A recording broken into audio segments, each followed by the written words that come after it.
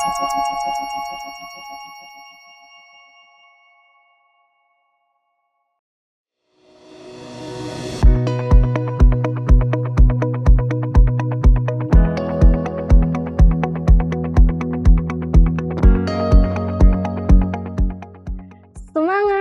pagi!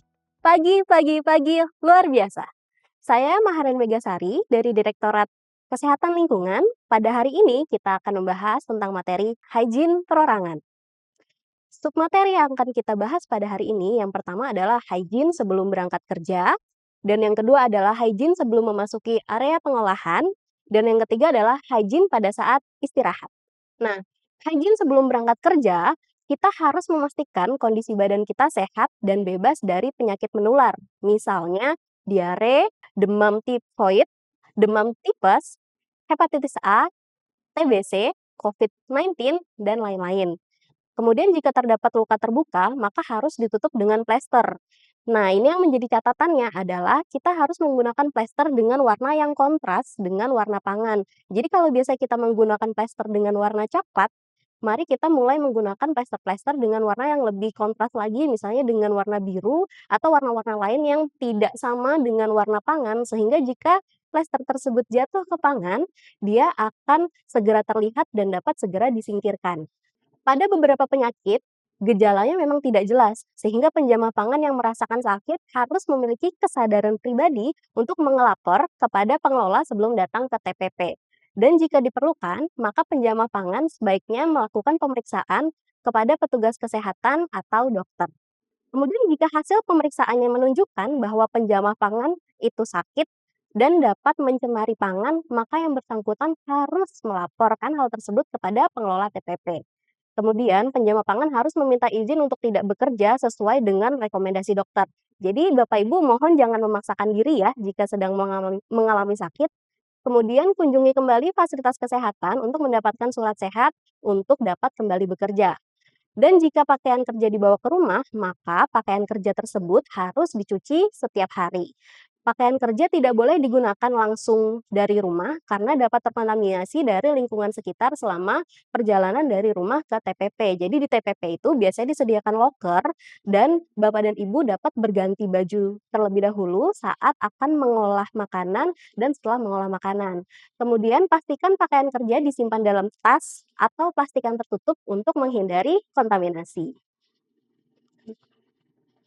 Penjama pangan perlu memastikan kebersihan diri sebelum berangkat kerja, misalnya dengan mandi, keramas secara rutin, dan juga sikat gigi. Penjama pangan, Bapak dan Ibu juga harus memastikan bahwa kuku jarinya itu pendek dan bersih, serta tidak memakai pewarna kuku, sehingga jika ada kotoran langsung terlihat. Penjama pangan tidak menggunakan atau membawa aksesoris, perhiasan ke tempat kerja. Setelah tiba di tempat kerja, penjama pangan harus mengganti pakaiannya dari rumah dengan pakaian kerja. Kemudian disimpan alas kaki dari rumah atau area di tempat kerja yang disediakan seperti loker. Jadi untuk baju dan sepatunya harus berbeda dengan yang dipakai di area pengolahan pangan ya, Bapak Ibu. Kemudian gunakan perlengkapan pelindung berupa celemek, tutup kepala, dan bird net bagi penjama pangan yang memiliki janggut dan alas kaki dan sepatu yang disediakan oleh pengelola. Kemudian penjama pangan harus meminta perlengkapan tersebut kepada pengelola jika memang belum tersedia.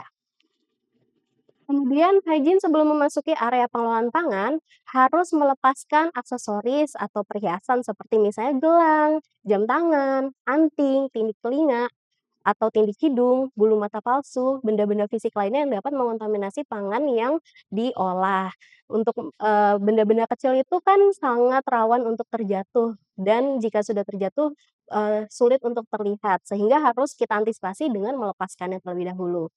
Sebelum masuk ke ruang pengolahan pangan, pastikan selalu mencuci tangan dengan sabun dan secara berkala saat mengolah pangan. Cuci tangan harus dilakukan pada saat satu, di awal datang kerja, kedua, setelah dari toilet, ketiga, sebelum memulai produksi, keempat, setelah menangani kebersihan, dan yang kelima adalah setelah menangani pangan, bagian tubuh atau permukaan yang kotor atau tidak higienis. Dan cuci tangan harus sesuai dengan tahapan Cuci tangan yang direkomendasikan yaitu dengan air mengalir, sabun cair, dan menggosok tangan dengan sabun minimal 20 detik.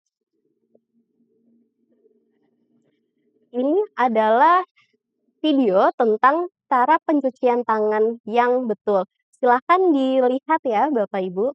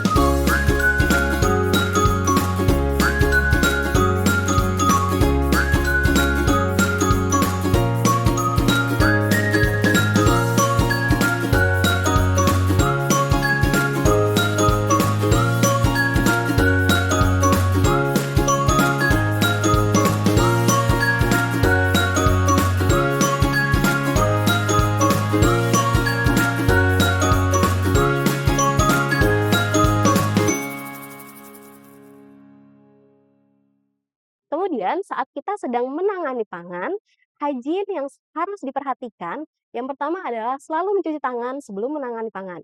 Kemudian cuci tangan dilakukan berkala setelah menangani pembersihan dan setelah menangani pangan, menyentuh anggota bagian tubuh, benda atau permukaan yang kotor atau tidak higienis.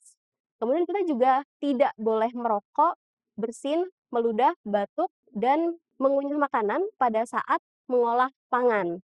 Jika batuk atau bersin, maka penjama pangan harus memperhatikan etika, yaitu dengan menutup mulut, hidung dengan tangan atau tisu, atau kita menggunakan gerakan seperti ini dengan siku.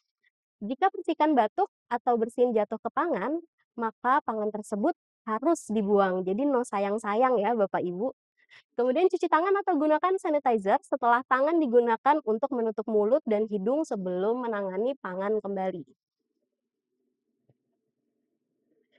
Kemudian kita harus selalu mengambil pangan matang menggunakan alat bantu, misalnya sendok atau penjepit makanan. Kemudian penjaga pangan harus meminta ke pengelola sarung tangan yang tidak mengandung powder. Minta ke pengelola jika sarung tangan tidak tersedia di area kerja. Dan sarung tangan harus segera diganti jika kondisi sudah rusak atau berlubang. Setelah digunakan untuk menyentuh anggota tubuh, benda atau permukaan yang kotor atau tidak higienis. Oh, ribet, mungkin ribet, tapi kalau tidak ingin menggunakan sarung tangan, silakan kita menggunakan tangan yang selalu dicuci bersih sesuai dengan ketentuan yang kita bahas tadi. Kemudian jika memiliki luka terbuka pada saat menangani pangan, harus segera dibersihkan luka dengan plester pelindung luka, kemudian laporkan ke pengelola jika terjadi kontaminasi terhadap pangan yang ditangani. Kemudian, pakaian kerja hanya dipakai saat bekerja. Peralatan kontak produk yang digunakan untuk pengolahan pangan tidak boleh disimpan di area istirahat atau loker. Kembalikan peralatan tersebut pada tempatnya sebelum penjama pangan keluar untuk beristirahat. Setelah selesai istirahat, penjama pangan melakukan kembali prosedur seperti yang waktu datang tadi ke tempat kerja, seperti menggunakan pakaian kerja, berganti lagi, kemudian cuci tangan, dan menggunakan APD lainnya. Baik, Bapak dan Ibu, sebagai penjama pangan, kita harus sangat memperhatikan hygiene kita, kebersihan kita, supaya pangan yang kita olah menjadi pangan yang sehat, aman, dan membawa gizi untuk para konsumen yang mengkonsumsi makanan kita. Jadi, kalau kitanya bersih, makanan kita sehat, orang yang akan memakan makanan yang kita konsumsi akan menjadi sehat pula. Sekian materi hygiene perorangan, semoga bermanfaat.